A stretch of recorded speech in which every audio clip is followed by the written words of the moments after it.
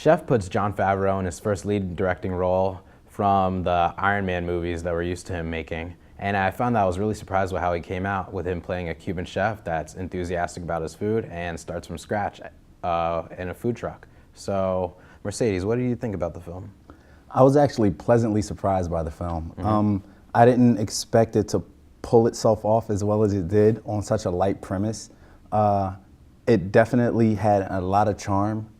It also had a lot of culture in it, and I was pleasantly surprised about how they went into mixing that all up. Yeah, it was really lighthearted and very funny at times, but there are also like a lot of serious moments that I was really surprised by. That's what kind of moved it from just like a regular like family film to something that I like took more seriously, and I guess enjoyed all the more than. Like, they had an amazing cast with Sofia Vergara and John Leguizamo, Bobby Cannavale, who else? Robert Downey Jr. Oh yeah, Dustin Hoffman. And so, that was interesting. Like, one of my favorite parts actually is when Robert Downey Jr. comes in, and like Robert Downey plays like the kind of like stud kind of guy that's doing his own thing. He plays kind of the role of himself to some extent. That's true. It's always a little bit of Robert Downey that you could spot in all of his roles, and he definitely highlights that in this one.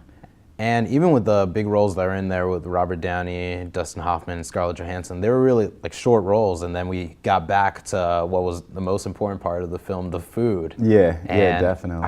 I left the theater super hungry. As an avid foodie, I was definitely starving by the time I got done this film. I mean, it was very well definitely. Done. It was like, very well done. Oh my gosh.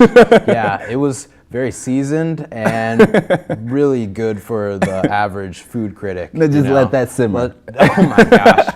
See, I'm not even good with those like you are. But yeah, I definitely hit up the food trucks on nearby, like right after, because I wanted to like get in those new tastes, and I think that was something that they were exploring in the film. Yeah, definitely like a new thing. I love the way that they mix technology in with the, you know, not to be a spoiler alert, but you know they really bumped it up and stepped it up a level.